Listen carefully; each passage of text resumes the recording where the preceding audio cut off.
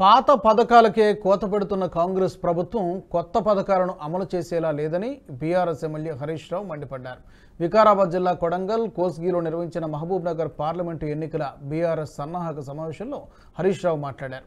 హామీల పేరుతో అన్ని వర్గాల ప్రజలను కాంగ్రెస్ పార్టీ మోసం చేసిందని ఆరోపించారు. హామీలు అమలు చేయడం చేతకాక ఎన్నికల కోడ్ను అడ్డం పెట్టుకుంటున్నారని ఆరోపించారు.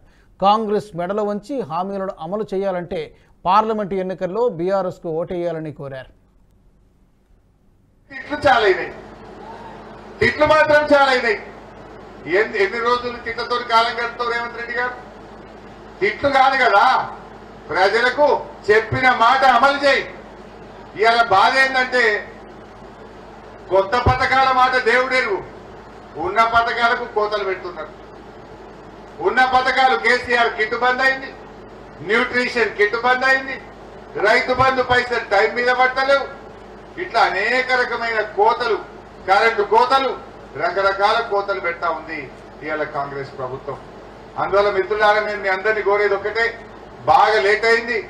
ఇవాళ కాంగ్రెస్ పార్టీ అందరినీ మోసం చేసింది.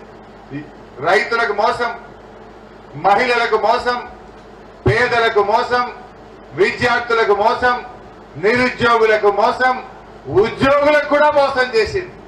ఉద్యోగులకు రాగానే 4 డిఏలు ఇస్తామన్నారు. డిఏలు ఇంతవరకు ఒక్కటి కూడా ఇయ్యలే.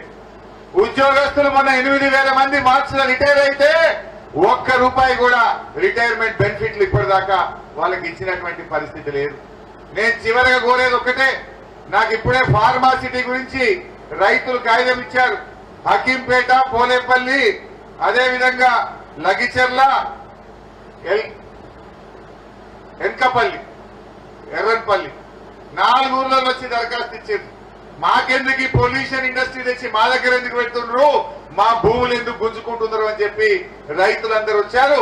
మీరు ధైర్యంగా ఉండండి, మీ పక్షాన బీఆర్ఎస్ పార్టీ ఉంటది, మీకోసం మేము నిలబడతాం, మీ భూముల్ని కాపాడతాం, రేపు శాసనసభలో పోరాడతాం, అవసరమైతే న్యాయపరంగా కూడా మీకు సహకారం అందించి మీ పేద దళిత రైతుల భూములు ఈ ప్రభుత్వం లాక్కోకుండా.